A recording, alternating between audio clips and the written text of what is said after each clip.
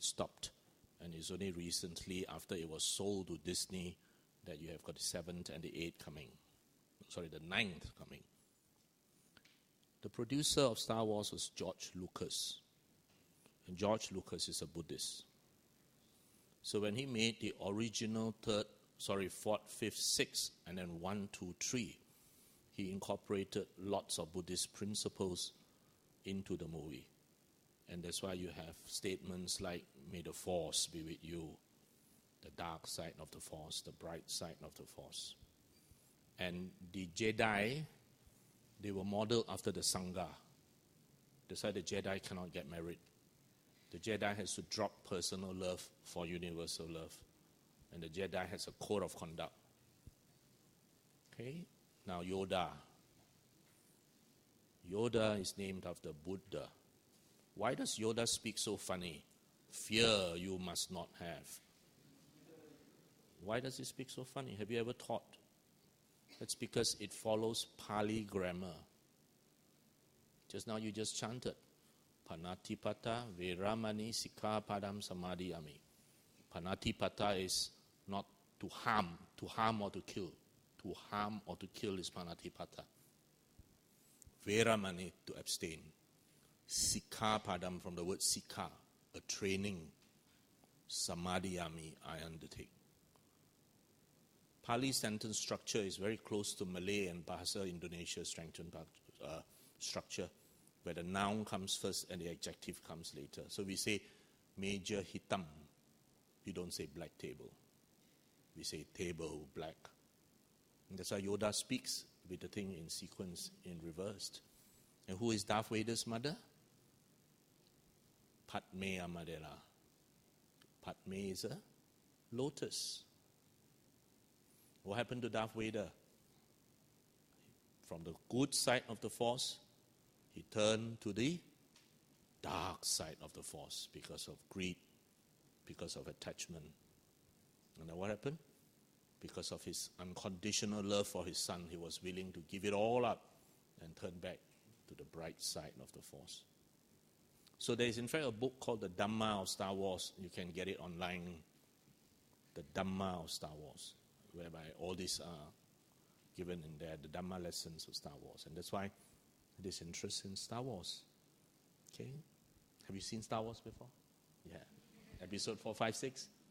No, you're too young to have seen episode 4, 5, 6. That was in the early 80s. But it began with episode 4, A New Hope. Then the Empire Strikes Back. Then the Return of the Jedi. Then it goes back to first episode where it tells you how Anakin Skywalker became Darth Vader, etc., etc. Okay? I do not know whether the new one will follow the Buddhist schemes because George Lucas had sold the rights to Disney. Now, we are not here to talk about that today. We are here to talk about this. And don't worry, I'm not going to talk in Bahasa. We're going to talk about this. Applying the Dhamma at the workplace, applying the Dhamma when you are far away from home. All three people here are far away from home. One is from Tenggarang, one is from Medan, and Vince from? Riau. Wow. So they're all far away from home. Isolated. Can they apply their learnings of the Dhamma in the workplace? Now the Buddha taught 2,600 years ago. Now it's no longer correct to say 2005 because they think that his date of birth is 100 years earlier than what we had always taught. But his teachings remain relevant today, as I showed this morning. More important, he's the only teacher who actually invited people not to accept his teachings because they are his teachings, but for you to actually reflect and to critically examine his teachings and to verify it, and then only you accept it. Now, whatever our social status, our background, our age, our culture, our gender, basically we share something in common. We all search for happiness. We all dislike suffering.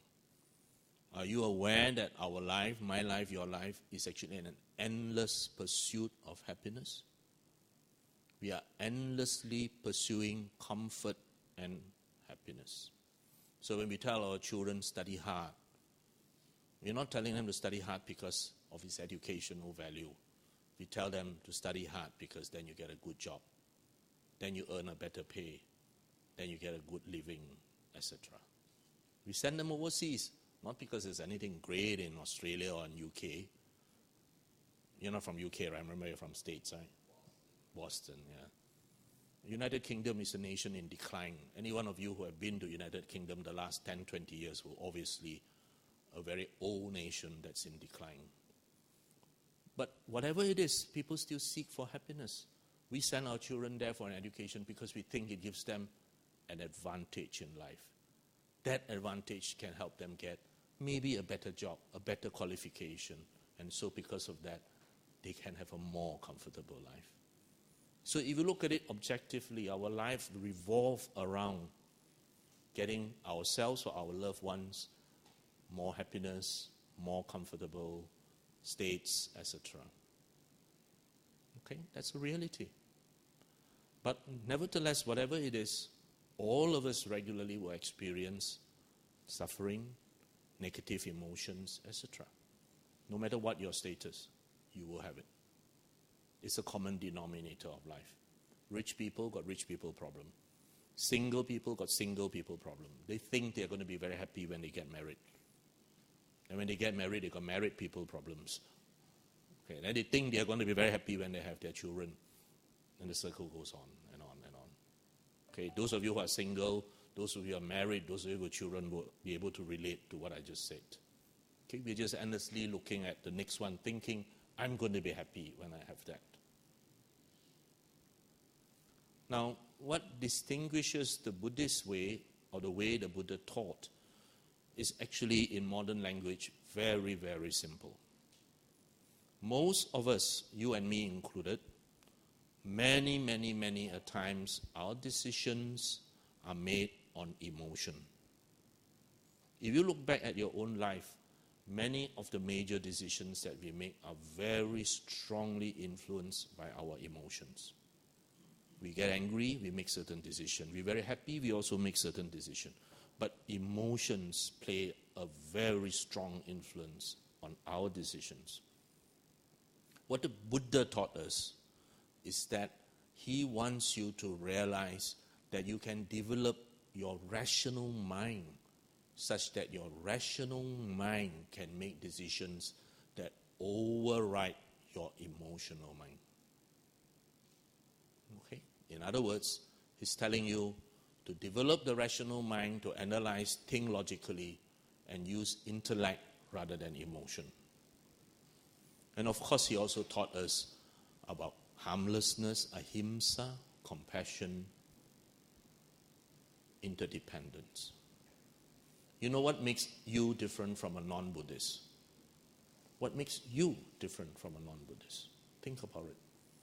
The only difference is in there. If you say, I'm a Buddhist, like most of you in this room are, then you must have certain views which differ from a non-Buddhist. We call that right views. This is a pair of spectacles. I'm very short-sighted. If I take away my spectacle, all of you look like a blur. Okay? That's exactly what it means. If you're wearing the wrong spectacle, or you're not wearing the right spectacle, or you're not wearing anything at all to correct your visual defect, then you're going to see the world very differently from another person. The agamas were translated by people who are monks. The agamas is the Chinese version of the Nikayas. And they're all translated by monks, like Xuanzang, Fa Xian, highly, highly attained monks. That's why the translation in the agamas is actually very accurate. While most of our Nikayas, especially those translated in the end of the 19th and early 20th century, they were translated by scholars who were not practitioners. They were academic scholars like Professor Rice Davies, Mrs. Horner, And they translated it from the intellectual viewpoint. What is samadhi in Chinese? It's zhen jian. Jian is how do I see you? So zhen jian is literally the correct way that you see the world. Samadhi.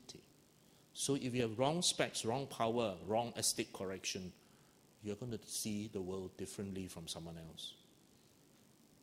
So if you say, I'm a Buddhist, then you will see the world in a certain way. You have this antivirus which will screen all the 6 sensory inputs. The Buddha said you've got 6 senses, 5 physical senses and the mind. And what makes you a Buddhist is that all the sensory input that comes into you is filtered by this antivirus called right view. And then someone here might tell me, but Dr. Wong, there are 6,000 suttas in the Nikayas. How can I remember all? You don't have to, because right view is 84,000. In Chinese we say 84,000法门. There are 84,000 Dhamma doors in Chinese. The door to awakening. 84,000. So poor Wins is saying, am I going to memorize 84,000 Dhamma doors? No. You only know 3 basic teachings. 8 for the Eightfold Path. 4 for the 4 Noble Truths. And the 3 zeros for the 3 universal characteristics. Anicca, dukkha, anatta. Impermanence, dissatisfaction, and non-self. Because this is the very core of the Buddha Dharma. The other 5,997 suttas describe these 3 core teachings. So that's your antivirus. Everything that comes to you, whether you're walking in a supermarket or a mall or a boutique, a lot of information will come into your 6 sense doors. But you always have an antivirus called the 84,000 Dhamma doors to filter that information. And that's why when you have a computer and you on the antivirus, what happens to your computer? It slows down. If you want your computer to be very fast, off the antivirus. You'll be much faster because you don't have this always running in the background. But that's what mindfulness is. It wants it to be running in the background so that you filter all incoming data through right views. What is right views in Bahasa Indonesia? Sorry? Pandangan is very good. Pandangan means seeing. Now, your computer doesn't just receive information from USB port, Type-C port, and whatever new port that is in the new computers. Now, I've lost touch already. I dropped by at a Mac shop yesterday below where I stay, and they tell me, oh, no more USB port. Now it's all Type-C. My first question is, what's Type-C? I've got Type A and B. Then the man said, welcome to the 21st century. We don't use USB ports anymore. It's all Type-C. So if Type-C must have Type A and B, isn't it? So whatever that goes in, the computer processes, and then it must do its work, right? How does a computer does its work? On the RAM, the random access memory. So what is the RAM if you're a Buddhist? That's your right thoughts. Right view is the first of the Eightfold Path. The second is right thoughts. So the very first of the Eightfold Path, data comes in. You interpret that data through the screen of your antivirus to make sure it is correct pandangan. Then you have to act. Right thoughts. What is right thoughts? Don't worry, I won't ask anyone directly. Right thoughts, the Buddha said, 3 aspects. So right view is passive. Right view is your computer sitting there, information coming through the Type-C port, USB port, and don't know what else port.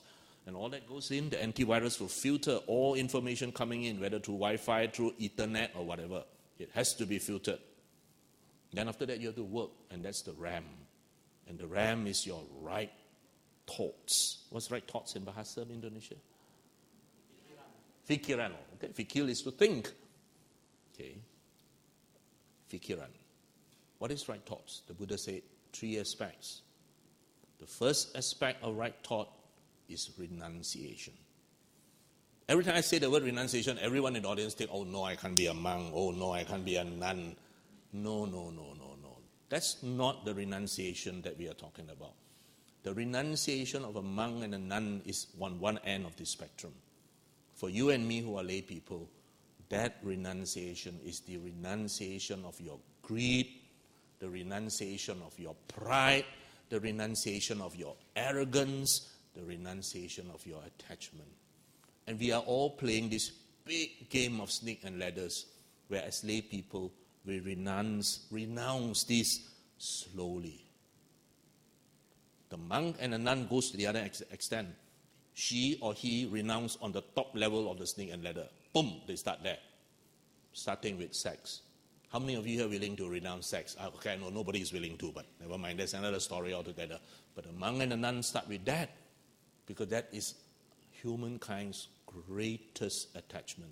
Anguttara Nikaya 1.1, the Buddha asked, what is the greatest force that attracts a man? And what follows sounds almost pornographic, because he says it's the sight of a woman, the touch of a woman, the smell of a woman, the sight of a woman, the feel of a woman, etc., etc. We won't go into the details. But that's the greatest force that attracts a man. And the monk and the nun stops there, right at that level, at the top end of the snake and ladder. While you and me begin at the bottom, we slowly renounce and let go of our greed, our craving, our arrogance, little bit. Then we progress in this snake and ladder. Then somewhere in the second box, we get bitten by the snake, and then we go down again. Okay? But even the monk and the nun starting at the top, remember in snake and ladder, the 99 square is the biggest snake, and suddenly get bitten, boom, go back to square number 2. But we are all in this big square. And that's renunciation. The second aspect of right thought is not passive, it's active. And that's benevolence. You must not only say, I renounce all this. The second aspect is benevolence. Now, I will not harm you, I will not harm you, I will not harm you, whether physically or mentally or whatever. Not only that, the second aspect of right thought is on understanding right view. I will do my very best to help you. And that's benevolence. That means where I can help you, I will help you. So it is very active. It is not just passive. The third aspect of right thought is a word that has no English translation. It's ahimsa. Ahimsa is not just physically, I will not harm you. Most people will think of it that way. Ahimsa, oh, I will not physically harm you. But ahimsa is more than that. It's more than just physically, I will knock you, or I will sabo you, I stab you in the back in the office. No, ahimsa is complete harmlessness, not just to you, but even to the electricity, to the environment. My life must not harm not only me, you, but the environment, the surroundings, everything. There must be no harm in there. So this is right view and right thoughts. This is how you filter the data coming in. This is how you act on the data in reaction. Your RAM will is like a workstation for you to act. That's how we react to the world. These two things makes you a Buddhist. Because once you have do these two things, the other 6 things in the Noble Eightfold Path is easy. Because the next one that follows is right speech. Once you already have right thoughts based on right view, speech is easy. Your speech is not going to harm people because of ahimsa, because of benevolence. Okay? Then comes the next one, right action. That's again natural once you understand the first 2. Then the next one, right livelihood, which is what we're basically going to discuss. That is also going to be a natural flow. Then the next one, right effort. We go up the snake and let the game get bitten, come down, never mind, again we go. Get bitten, never mind, again we go. That's right effort, to constantly promote what is good, avoid what is bad. And then, right mindfulness. Remember your antivirus? That's where mindfulness comes in. And the last one, not right concentration, but right stillness. Sama samadhi, I've repeatedly said, is not correctly translated as right concentration. Because sama samadhi is actually right stillness. What is Sama Samadhi in the Agamas? Anyone? Sister? Anyone? I'll give you a present if you can tell me the answer. Zhen Ting, right stillness. That's the Chinese translation of Sama Samadhi. And this can only be done by a practicing monk or nun, because they know what they're talking about. Which means, as you sit in meditation like just now and this morning, no matter what comes up, sound, thoughts, pain, ache, backside itch, whatever, we all have that, right? But whatever it is that arises, your mind remains still. You're not dead, you will still sense all this. But your mind remains calm, composed, and still. That is why the metaphor is always, you are like a mountain. Rain, thunder, storm, whatever that comes, you remain still. Just an observer. You're not dead. You have trained your mind to be calm and composed so that in real life, when you make decisions, it is going to be based on rational logic, not on emotions. Once emotion overcomes your mind, you are not going to think straight already. You're going to say things which you will regret later. We're going to do things which we regret later. How many of you have bought dresses that you almost never worn? I think everyone. How many of you have bought this and that which we never use? On the spur of emotion, because it's so nicely promoted, we buy it. But do we actually need it? We don't. Okay? Most ladies in this room will have 20 pairs of shoes, but you've only got one pair of feet. No, I'm saying it because my own daughter has at least 50 pairs of shoes. Every time I go there, I say, why do you need so many pairs of shoes? Ayah, Daddy, you won't understand one. It's true, I don't understand. It's all right, as long as it is still not Imelda Marcos, I can't make too much complaint, okay? So, that is right view, that's right thought, and that's the foundation of how your computer works. Because the Buddha said, all that you do originates in the mind. The Buddha said it, but you can verify it. You will see that everything you do begins with a thought in your mind. The quality of your action will depend primarily on that motivation. Hey, that girl on the extreme right is not here. I don't see her. Right? Not here. That Indonesian girl, not here. Yeah. I see the second one. I see this one. Oh, that one is working very hard outside. Okay. If you develop a good heart, you will see in Buddhist suttas and teachings, a lot of time they say heart. When you see heart, don't think of whenever you see heart, it refers to this. Mind. Okay? And whatever and wherever you are in, whether you're in Singapore, Batam, Indonesia, whatever, the result will be beneficial because your motivation is wholesome. Then your activities also will be wholesome. Now, most of us spend more time outside our home. Those of you who are expats in Singapore, how often are you home in Indonesia? Barely. Most of the time, our waking time is at work. We spend more time with our boss than with our spouse. Isn't it true? You see your boss more than you see your husband or wife. They spend more time dealing with difficult co-workers, customers, than with our own children. So do you realize that work has become your identity? Do you realize that work becomes your social circle, satisfaction, accomplishment, everything? That is why I always tell people, when you go to a party, sometimes I attend functions, people will always come and ask, hi, what do you do? If I say doctor, habis, oh, I got this rash. Okay. Or my mother-in-law got hemorrhoid, what do you think? Okay. So I do not musawada. I tell them the honest truth. I'm a school teacher, which is the honest truth. I teach in the School of Medicine for donkey years. I tell them I'm a school teacher. Everybody disappear.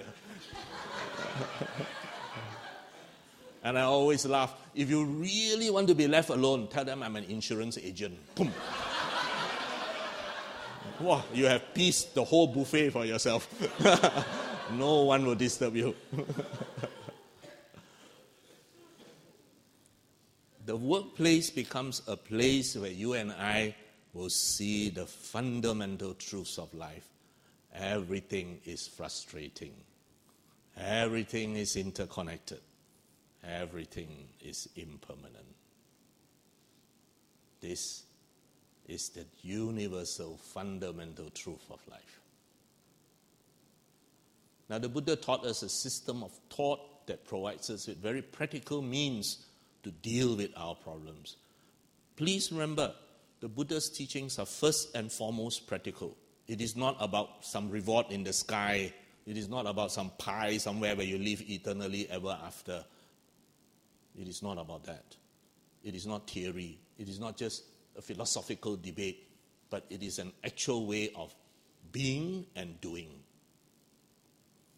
In his very first teaching, what is the first teaching of the Buddha? Many people will say Four Noble Truths. Some will say Eightfold Path. No, that's not true. The very first teaching of the Buddha is Majjhima Patipata, the middle way. He taught that neither extremes of self-indulgence nor self-mortification are useful. Both are useless.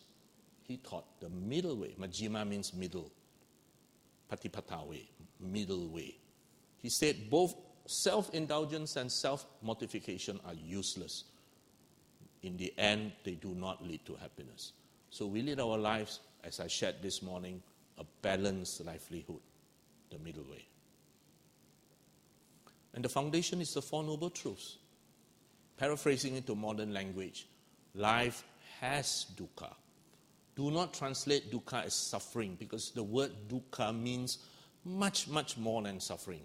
And many a time people misunderstand the Buddha Dhamma. And they say, Buddhism say life is suffering. No, the Buddha didn't teach that. The Buddha said life has dukkha. The common denominator is dukkha. The Buddha did not say life is suffering. In fact, in other suttas, he taught many, many things which he say in life which is very happy. The only difference is this happiness does not mean it is eternal. This happiness is not lasting. Okay? But he said life has dukkha. And dukkha is not the word suffering. Dukkha has many meanings. Dukkha means dissatisfaction. Ajahn Thanissaro translated it as stress. Okay? There are many, many more modern translations now. My medical students will say emo. Life is emo, which is a pretty good word. The late Venerable Suvarno, a very, very eminent Venerable in Malaysia, used a very beautiful Hokkien word. He said, bo song. Indonesians will understand Hokkien. He said, life is ultimately bo song. Something will go wrong, no matter how happy. And we suffer because we get what we don't want. And we don't get what we want. We want it to be permanent, eternal, etc., etc. No, that's not true, because the reality is the opposite. And even if you do get it, you'll either lose it or it decay, etc., etc., etc. And this dukkha is caused by our endless desire for more and our attachment to things. But the good news is the Buddha said dukkha can be lessened, dukkha can even be ended, because your craving and desire can be lessened. Your craving and desire can even be ended. And the way to slowly reduce our desire is by following the Noble Eightfold Path, which is what I just described. Now, the Buddha, do you know, exists in every one of you at every moment? Just that he's asleep. We call that the Buddha nature. That in every one of us in this room, within us, is a Buddha nature. Except now he's Dido, Fan Kao, asleep, dormant within us.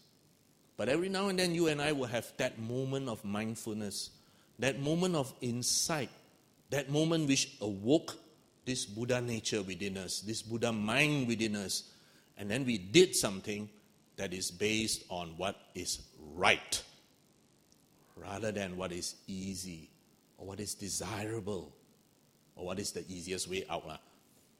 And then at that moment, you are momentarily freed from our defilements, our asavas.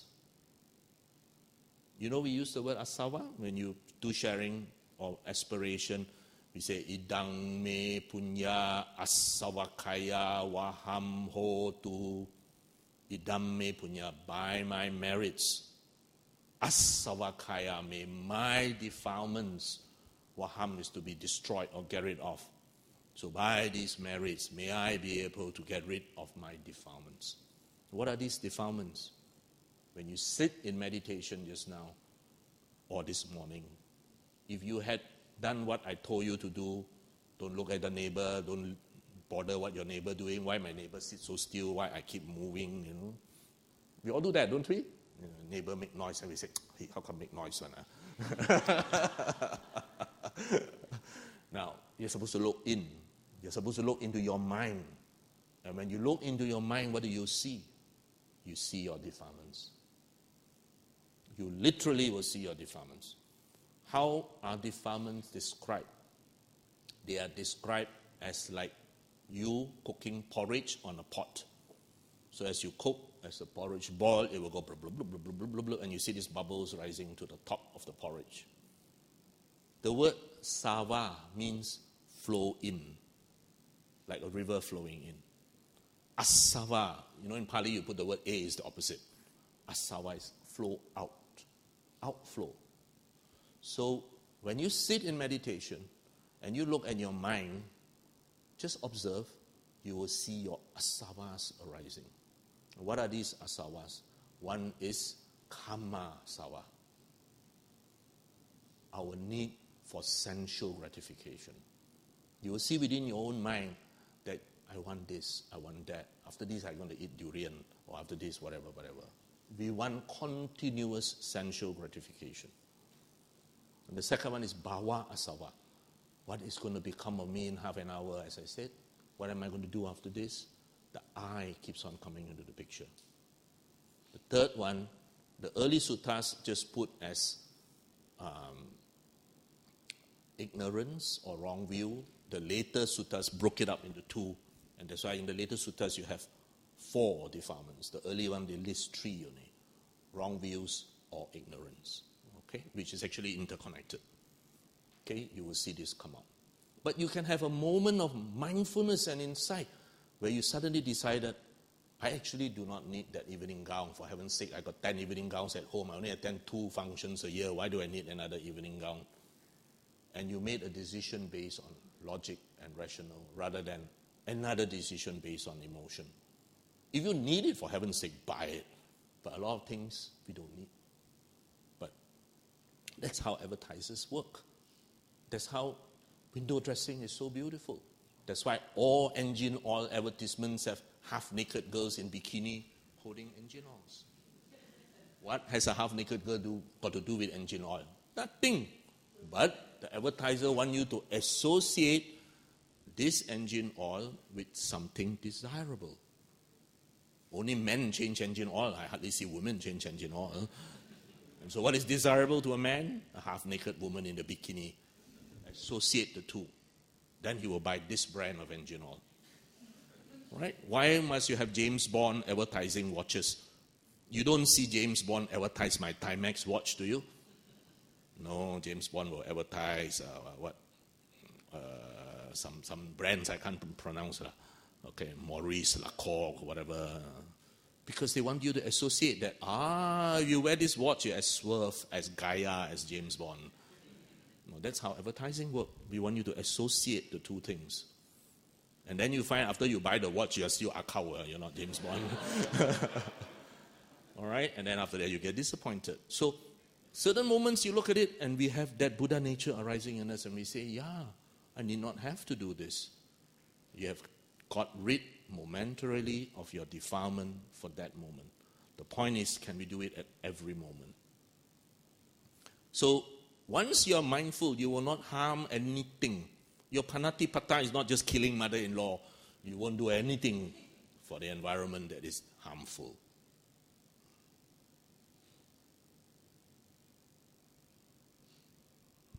No sound?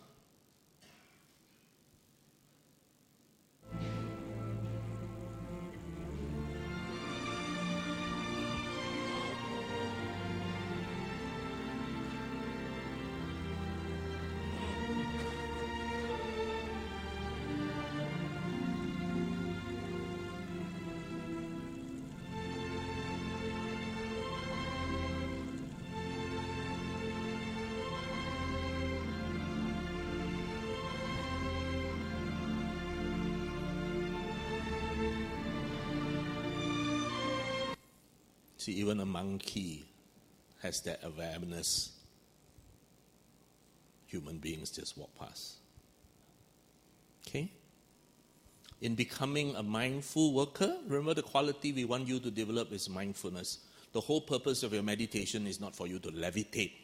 The whole purpose of meditation is for you to learn to develop the faculty of mindfulness so that whatever information comes in, your antivirus have an opportunity to work. If you remove the quality of mindfulness, whatever comes, we react immediately. Your antivirus got no chance. We want you to have that circuit breaker to be able to give your mind a chance to decide. Okay? So in becoming a mindful worker, you can use the Buddhist wisdom when you choose right livelihood, or be a good employee, or be successful doing it. In cultivating mindful work relationships, we make working with other people, including bosses, co-workers, difficult people, and customers, happy. I want to ask, how many of you here teach in colleges and universities? Hands up. Nobody? Not even one? Okay. Secondary school still okay. I've been teaching in a university for a long time. And I call myself the invisible man. My meditation is so good, I have achieved the art of invisibility. Serious, I'm not joking. Why do I say that? I walk into a tutorial room, or I walk into the lecture hall, my students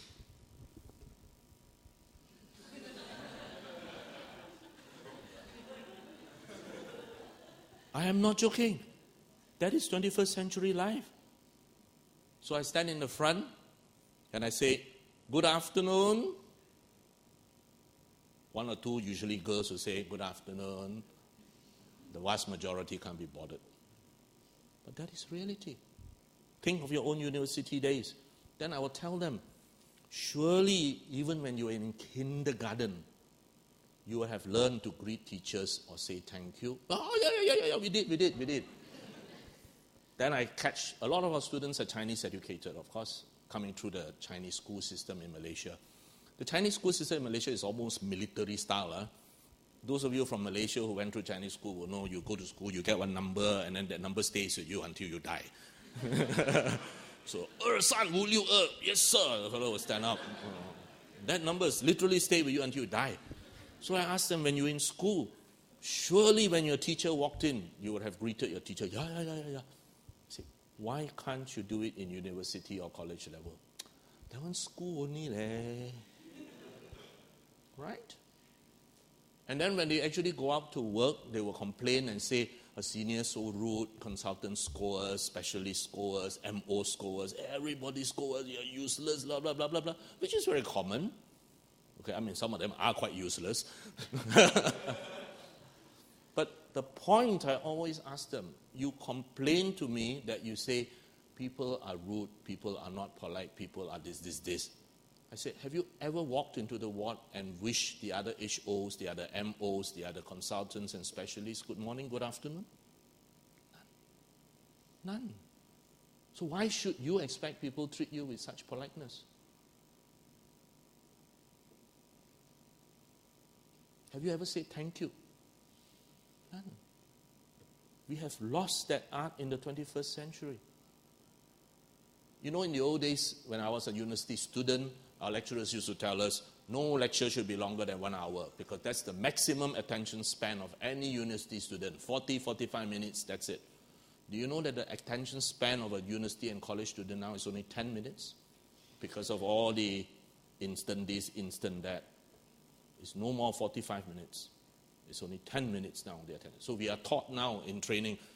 Tomorrow I have to attend a morning to evening meeting in the university. During holidays we have to attend these endless meetings where they teach us how to teach. For 4 days, Monday to Thursday, morning, evening, morning, afternoon, where some pedagogists will come and teach us how to teach. And now they tell us no student has an attention span of more than 10. You should not talk for anything longer than 10 minutes. You must stop and ask questions. And whatever you give as homework, you must not teach in the class. Because if you teach what you give as homework, nobody will read homework. Oh, I say, okay, now I know why they don't read their homework. So you give them homework, you must not teach that in the class. You can only ask questions, but you can't teach. You say, I thought all students read homework, don't they? No, not now. They don't. Okay, so new insights.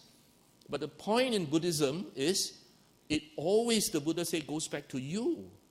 So if you say people are rude to you in your workplace, are you polite to people? So I tell my students, if you wish somebody good morning, good afternoon, thank you, people will also behave in that way.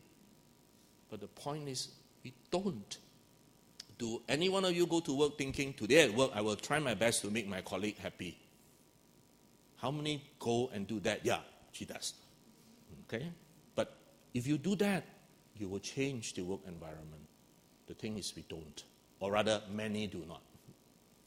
Okay? So we need to create a mindful workplace using the 4 Brahma Viharas.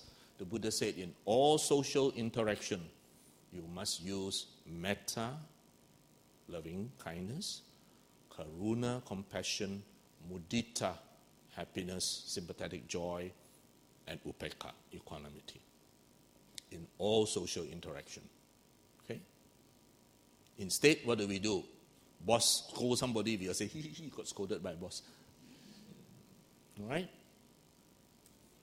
Mindfulness means being aware and careful, being conscious of what we feel and do. Mindful thinking and behaving means not to act automatically, but with more and more awareness and to perceive critically our own habits and attitudes. A person can perceive himself, herself, will also be able to perceive others as well. Mindfulness in business, in the workplace, help us to treat ourselves and others more kindly with gratefulness and compassion and generosity. What is the attitude and aptitude the Buddha say we should develop? This is a sutta the Buddha taught to the Venerable Punna. And it is a model of how we must have the right attitude and aptitude. You all are very lucky. You have 6,000 discourses at your disposal. In the days of the Buddha, a student might listen to one discourse and for the next 6 years, never see the Buddha again. So that's why when you read the suttas, it always begins with somebody approaching the Buddha and then requesting, may the Lord teach me the Dhamma in brief so that I may go back, reflect, contemplate, meditate, discuss, etc., etc., etc.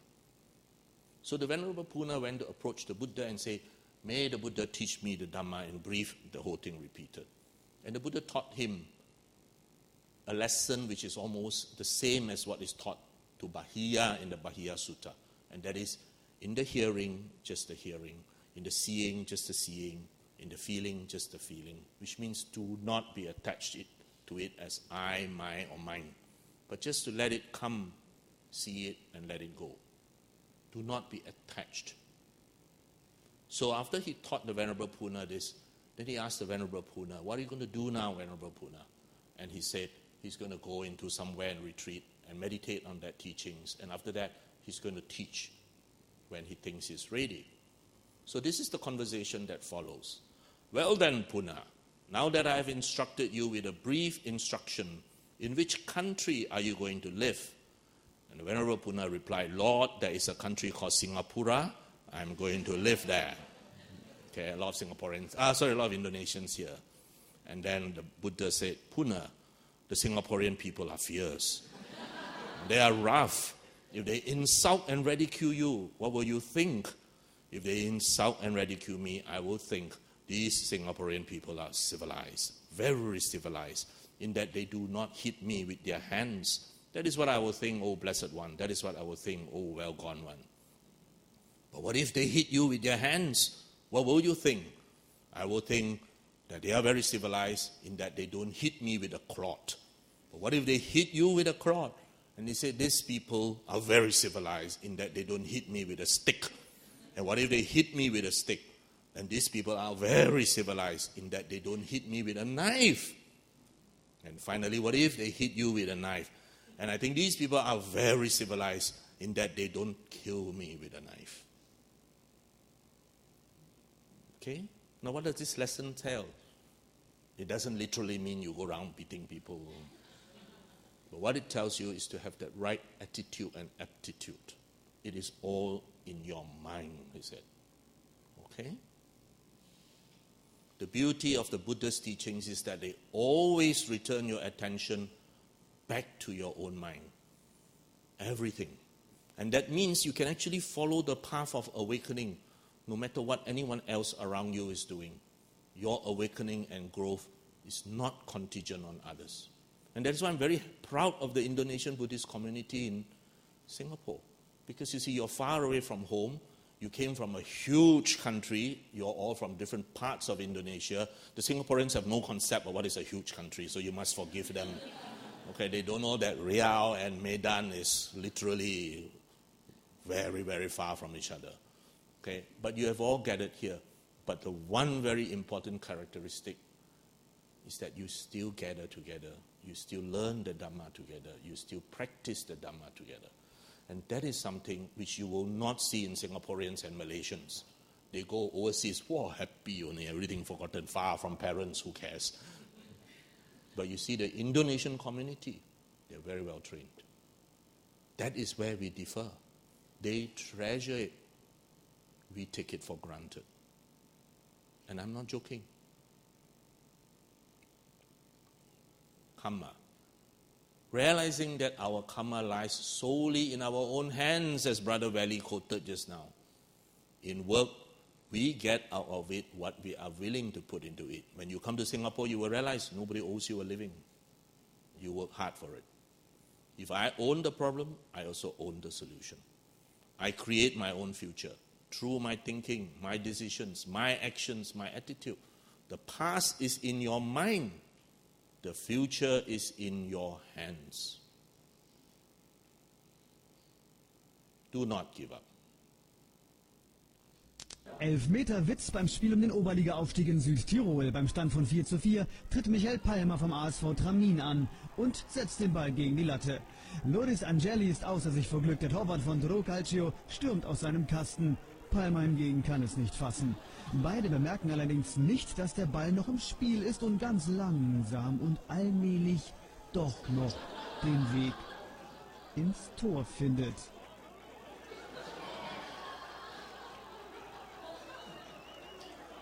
Die Schiedsrichter gegen den Treffer. So until the end, do not give up.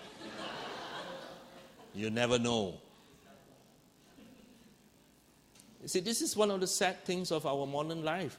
Worker dead at desk for 5 days, nobody noted. Nobody noted. See, I mean, this is very sad, isn't it? That we are now all so individualistic. We all wear blinkers. Don't kacau me, Don't disturb me, I only do my work, Okay, it's very sad. First, remember, as an expat here, I have to say this, 2 of my children are expats. I've only got 2 children, both are expats. One in Bangkok, one going to Australia. Okay? No one is inadequate. Remember, each of you have the Buddha nature within. It's just fan kao, give you some coffee, you will wake up. Second, we always have a choice. To be awake means you can make that option. To be mindful or mindless is your decision. Mindful work brings awakening to the workplace, being fully aware, fully mindful of reality. And then, of course, the next question is, what is reality? And why do I want to be awakened to it? My dream is very nice. The point is that our reality is the impermanence, the dissatisfactoriness, the non-self nature, and the interconnectedness of all things. And we want ourselves to be awakened to this. Because when you are always awakened to this, it frees you from your limitation. All things are impermanent. Good, bad, they are also impermanent. Don't give up hope. Never stop trying. They are non-self. Many of us make decisions because of the circumstances there which would have made us make that decision. It opens our minds to new avenues of thoughts. So, in short, our work now must become our spiritual practice because we spend lots of time at work. And spiritual practice basically comes down to mindfulness. And which comes first, mindfulness or mindful work? It doesn't matter. What are you doing right now? That starts first. That is the first thing. And the other thing is that when you are an expat in here, you always compare.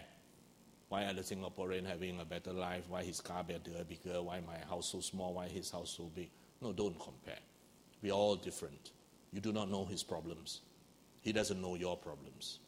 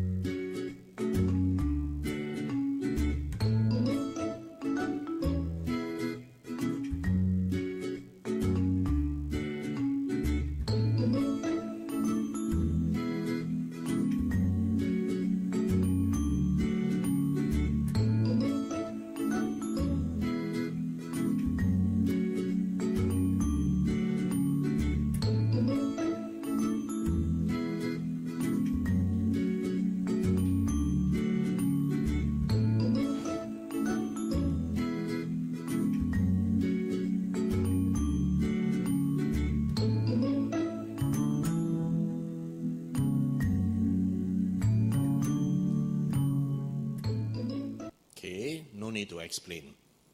Understood. All work is practice. When an employee takes even the most mundane task as a form of spiritual work, then work and spirituality is one. Every kind of work has a spiritual worth.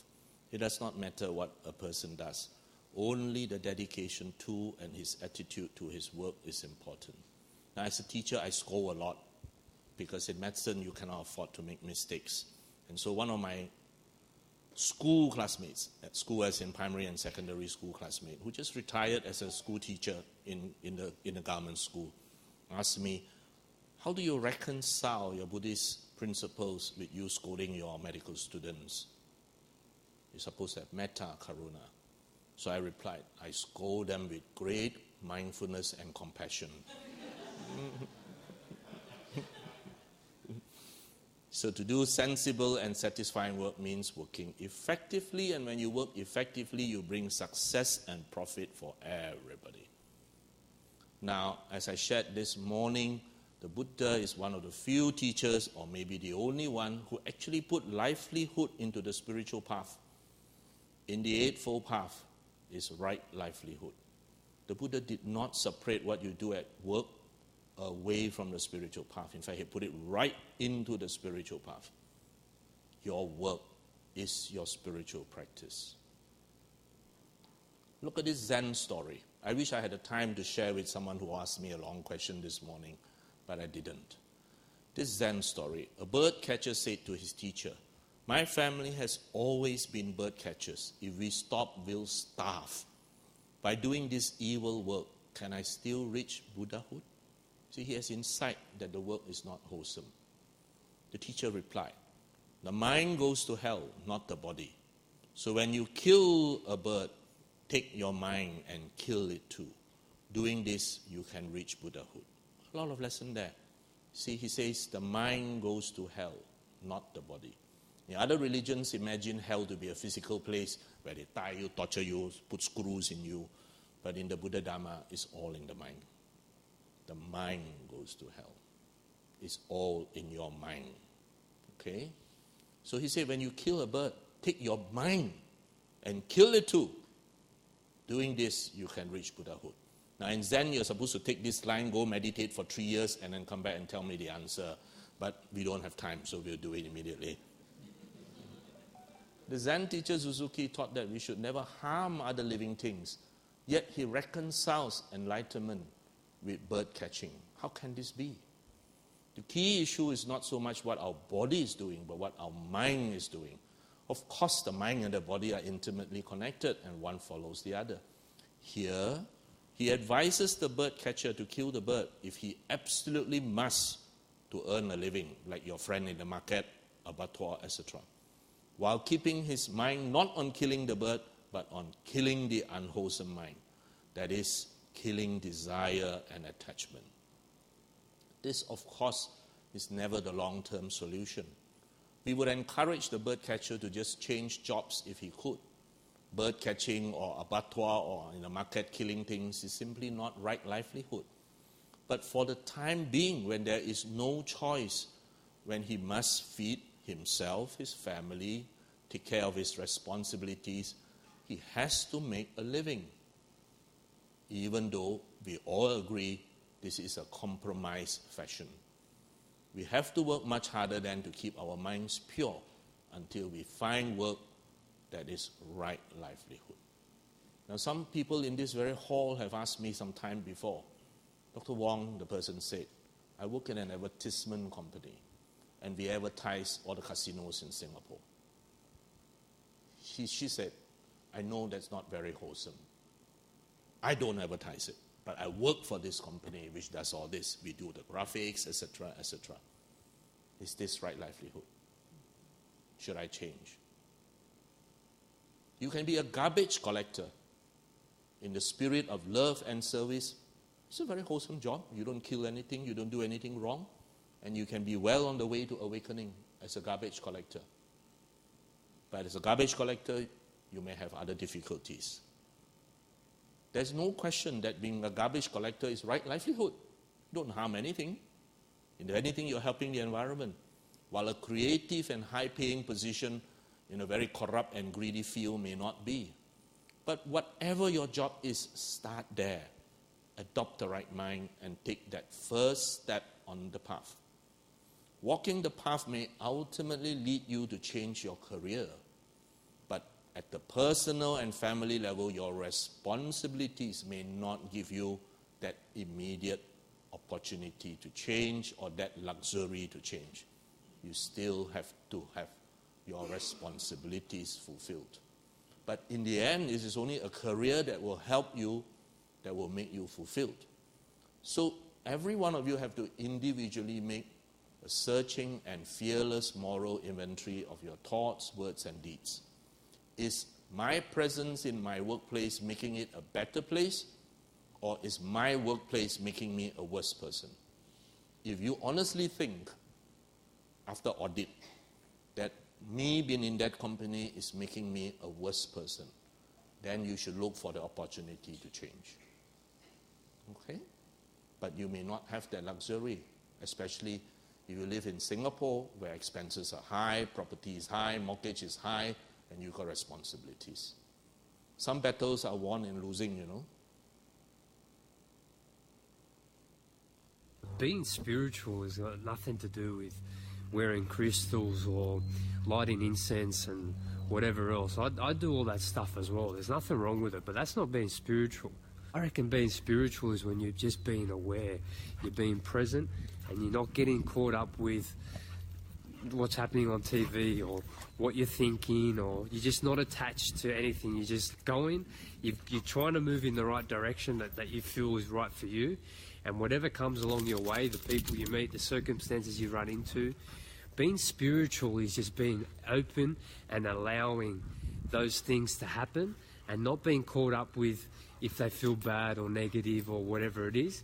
You're just open and you're learning from what you deem to be negative and you're trying to see what the lesson is, or you're getting just taps on the shoulder to say you're doing a good job, keep going. Being spiritual is just being aware and present and grateful for what's happening. You're just in the moment and you're just trying to see, your radar's on, you're just on alert to see what's going on. How can you see the best positive things that happen to you? And how can you turn the negatives into lessons? Turn them in and you try and see, be objective and look from the top and see, what's the lesson I'm not getting here? Am I still being too stuck in my head? Am I still being too egotistical? Am I still being ignorant? Whatever your lesson is, you're going to keep getting lessons like that, and it's going to feel like bad luck, but there's a lesson to it all. Being spiritual is not getting attached to the negativity and, binging on addictions or making up excuses or just telling yourself lies about how happy you are when you're not. Being spiritual is being honest and truthful with the situation. Okay?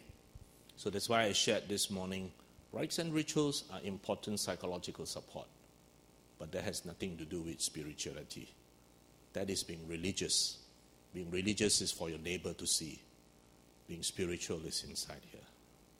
You can be very spiritual and not appear religious outwardly. Or you can be very religious but very empty spiritually. Okay? Righteous wealth, this is what I shared again this morning. The 5 precepts. Out of the 5 precepts, 4 are to protect your neighbor from you. Only the 5th precept is for yourself. And that's because the 5th precept, if you break, will remove the antivirus of mindfulness. You will lose right view. And that's why the Buddha stressed so much on the last precept. You must develop a mind that is in control. Why do people take alcohol? Because it feels good. It disinhibits you. And that's why if you have somebody who is very reticent or very quiet or not sociable, give the fellow some alcohol and then suddenly he's talking nonsense and doing all that. Because he's disinhibited. And that is what we do not want. We want to be in control. We don't want to lose mindfulness, because if you lose mindfulness, you can easily break the first 4 and harm other people. Okay? And my students, as usual, will have the best excuses. They will always tell me it's celebrating birthday and 21st birthday, so what's wrong with a little bit of alcohol, Dr. Wong? Then I say there are 100 of you in the class, there are only 52 weekends a week. Every week there's 2 people celebrating 21st birthday, so which means you're drunk every weekend. And then I always ask them, they say, I drink a little bit only. Then I say, can you be a little bit pregnant? You can't. It grows on you. You become bigger, bigger, bigger, bigger, bigger. Look at Yanni. Okay? So when you become pregnant, you become bigger, bigger, bigger. It's the same. Alcohol is very addictive. So do not take the first step, because after that it's difficult to break the habit.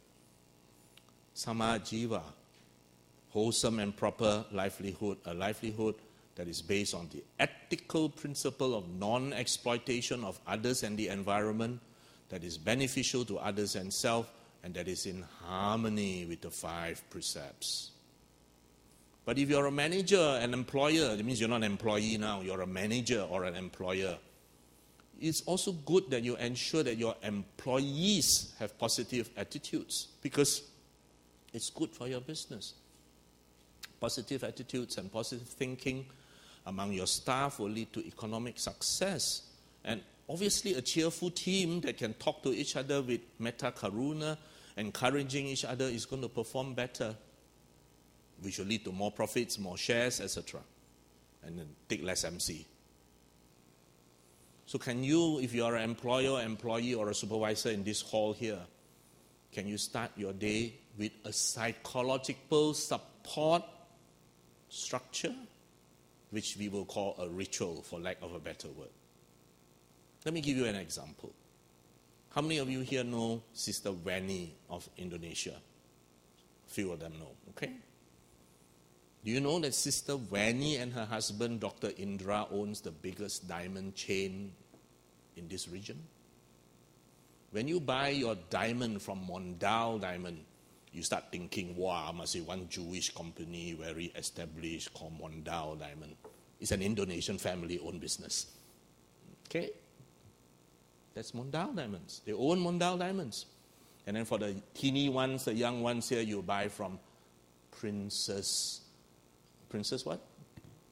Princess Mondale or My Little Princess or something like that. With the word princess there. It's for the young people, lower end. And then they have the really atas one, Frank and Company, the one you don't talk 5 carats, don't see them. But if you look at Sister Winnie, you won't even see a single piece of jewelry on her. Nothing. No jewelry and no war paint. Zero. She looks like, to put it very crudely, the asshole you met in the hawker center behind here. You won't even know that this woman owns the biggest diamond chain in Indonesia, with branches all over Indonesia and every mall of significance in Jakarta. Her husband is a doctor, Dr. Indra. He gave up practicing medicine to assist the wife full-time. And so they run board meetings. She has meetings for her directors, her salespeople, etc., etc. And do you know how she begins her board meetings and that? With a ritual, with a Buddhist ritual. It is to instill, she said, these principles among them. Some time ago, I was at Venerable Dhammananda, the Bhikkhuni Dhammananda in Thailand. If you go to Bangkok, travel west, 70 kilometers, you will reach Venerable Bhikkhuni Dhammananda's monastery. She's the first Theravada nun in Thailand, ordained in Sri Lanka. At the time when I went a few years ago, the main building in her monastery was still under construction. In Thailand, as in Burma, the instant they finish one floor, they start using. It's not like Malaysia, Singapore, wait for CF and all that. There, the instant they finish one floor, start using. 2 floors, start using. But it was the cleanest construction site I've ever seen in my life. The workers were still building, and that was spotless. Not a single scrap, not a single stone out of place. It was amazing. We stayed for a few days in her monastery, and every morning all the construction laborers would sit in one big circle, and one of her senior nuns or herself will give a Dhamma talk to this big group of construction workers. Why are we building this? Blah, blah, blah, blah, blah, blah. What are the Buddhist principles? And this is the most disciplined group of construction workers I've ever seen in my life. This is what we mean. Starting the work day, the company based on Buddhist principles. And of course, you treat them very well, etc., etc. So can we put that connection between business and spirituality, applying the values and ethos of Buddhism in your workplace? The Buddhist values of mindfulness, generosity, fairness, caring for all living beings. Can it be done? Can we create a workplace to practice Buddhism within working times? We can. It just depends on how motivated we are. Now, Christmas is coming. At the mall, you hear Christmas songs. Chinese New Year, Gong Xi Gong Xi song. Hari Raya, Selamat Hari Raya. Right, Thaipusam, we got Indian songs. Why is it during Vesak month we do not hear Buddhist songs, other than in Indonesia? Why? In Indonesia, the Dhamma brothers and sisters there had actually individually approached the various malls and said, you play Christmas song, blah, blah, blah, blah, blah, blah. During this holy month of Vesak, can you play Buddhist songs? We will supply you with the Buddhist songs. And these Buddhist songs are, of course, not the old ones, not the old ones which are very boring. These are the new ones like Kayana Mitra that I played for you all this morning. Lovely music. So when I was there one year during Vesak, there was one monk that was actually playing it. And in the car park, in fact, they put up a Buddha image for people to pay respect. Can we do that in Singapore? Can we bring this into the this Buddhist culture into the business? How many of you here are business people with influence in the business circle? You may be able to use that influence to introduce this little sapling. Maybe we can start with Brother Henry Bay, whichever share he has in which company.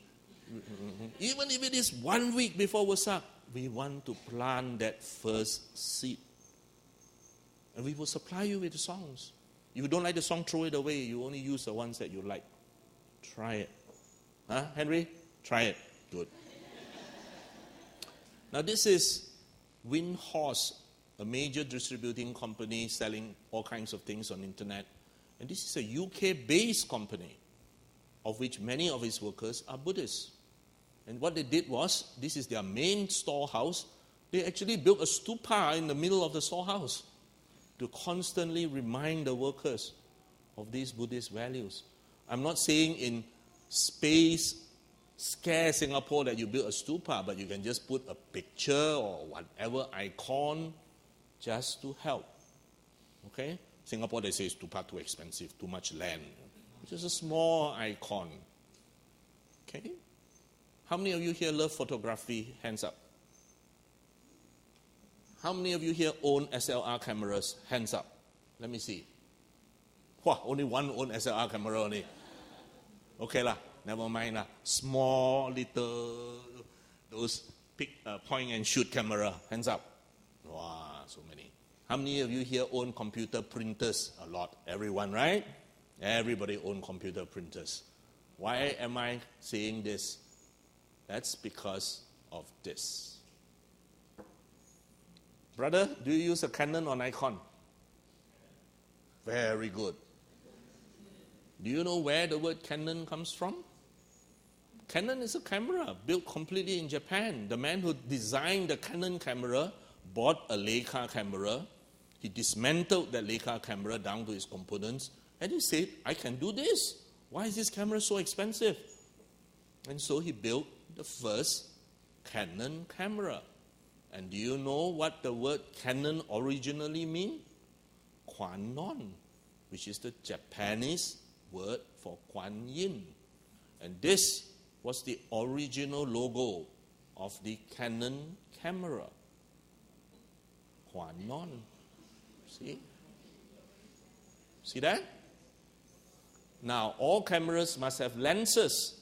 Do you know what was the first Canon lens? Anybody's guess?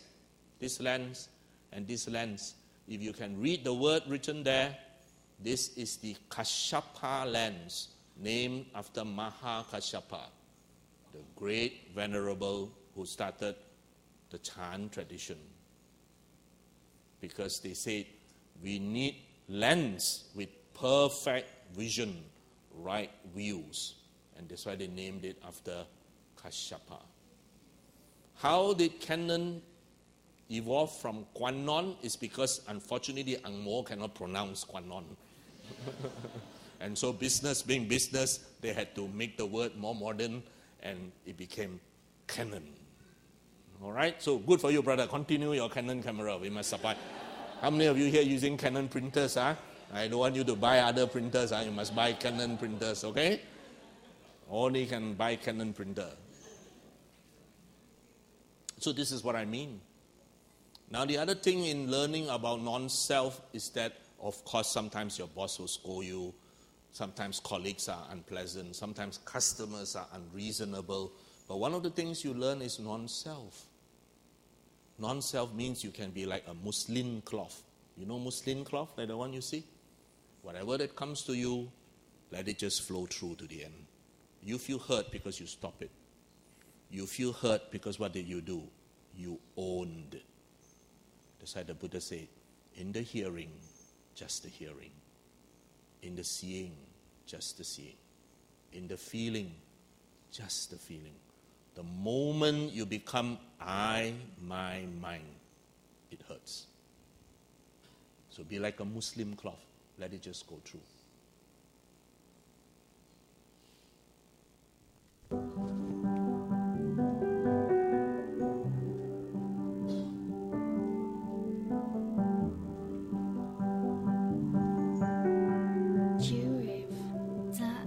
This is anicca.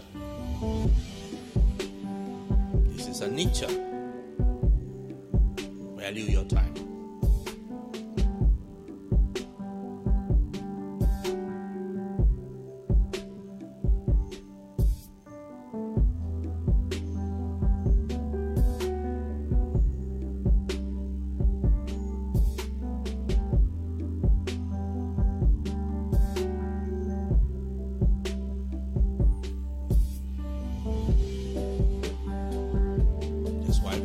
Presence in all the activities.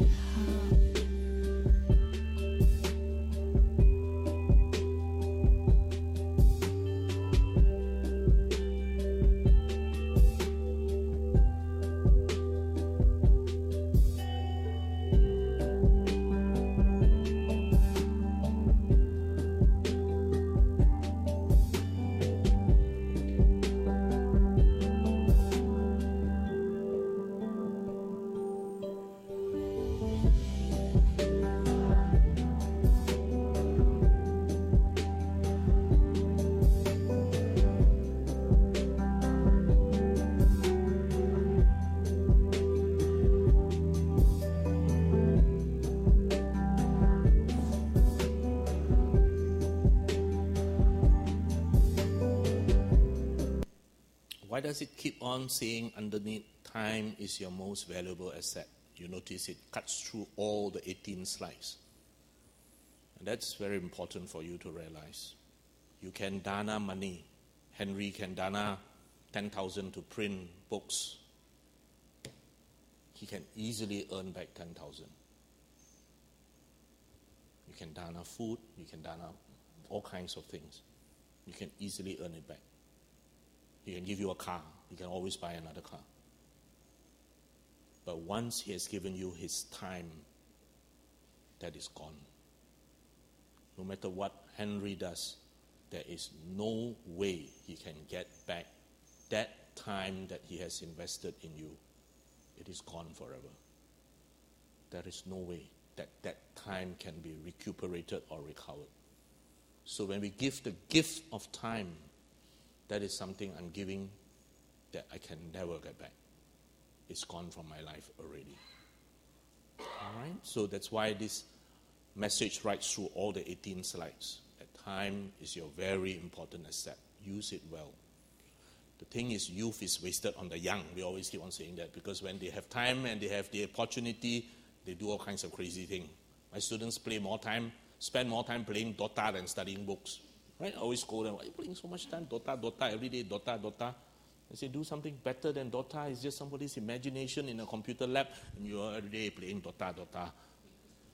Youth is wasted on the young. And by the time they know it, like our age, too late already. Okay?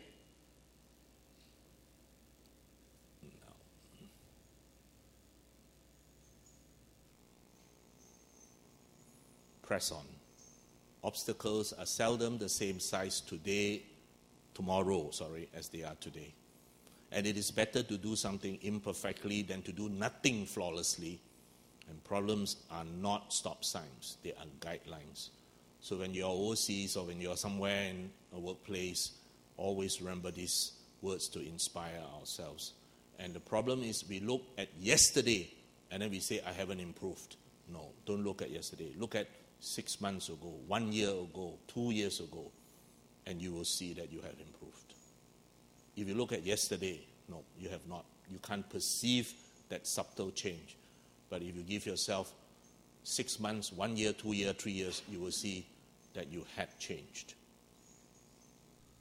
I'm going to end here because I need to go back to Johor Bahru. My wife is on the way back from Kuala Lumpur. She went to Kuala Lumpur to attend her primary school reunion. Some friends flew from overseas to attend the primary school reunion. I told her I won't be able to recognize my primary school classmates if they stand right in front of me because honestly, we have all changed so much. It's a nature, non-self. If you guys stand in front of me, I probably won't be able to recognize him. But it's good. So she's on her way back. She texts me. Never forget how far you have come. Never forget everything you have gotten through. Many of you come from very far. Some of you I know went through long circuitous route. Somebody just told me yesterday from Indonesia, I went to Kuala Lumpur to study. From Kuala Lumpur, I did pre-U. Then I went to America to study. From America, I went back to Indonesia. Then my sister gave birth in Singapore. I came to Singapore to help and I stayed. You've traveled long circuitous route to where you are. You have traveled very, very far.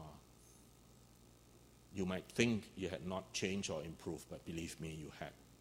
All the times you had pushed on even when you felt you couldn't, but you had pushed on. All the mornings you got out of bed, no matter how tired it was because you had another project to complete, you had done it. Now that you are in a more administrative position, have compassion for the one underneath you. Because one of the problems in our work culture is, in my day, we work 20 hours or so, don't complain. Why you can't do it? Yes, you did it for 20 hours, but you have forgotten how you suffered in that 20 hours. Surely you don't want them to suffer. Okay? So I tell my children the same thing, In my day, we did that. Then my daughter, the lawyer one, will look at me and say, Daddy, if we still have to do all that, that means you failed as a father. The fact that we don't have to do all this is because you are successful. Okay? So obviously we cannot be like that. So don't tell your children, in my day, I walk to school, I take bus and all that. Now you are so comfortable, still complain. I should tell you this. Okay? All the mornings we get out of bed, no matter how difficult it was, we continue. And we have become better. And now let's hope that we will be better bosses. All the times you wanted to give up, but then you did not. The guy underneath you who wants to give up, encourage him not to. Never forget how much strength you have developed and learned along the way. Use that strength to help. There will be new Indonesians coming in from Indonesia. There will be new people who come very frustrated and may want to give up. Help them. First thing, they have to be in Buddhist fellowship lah. You know how to help them. They're somewhere far away, nobody knows what. But within this community, there is so much that you can support each other. Okay? And one of the supports that you can give each other is, of course, meet for communal meals and share problems. Everybody needs to eat. You have a communal meal, people will come. Because everyone needs to eat. Right? No matter how depressed you are, still need to eat. So food unites us. Okay? Even better, durian. All will come. Sure. Okay? If he doesn't come, revoke his Indonesian citizenship. Thank you very much. Sadhu, sadhu, sadhu.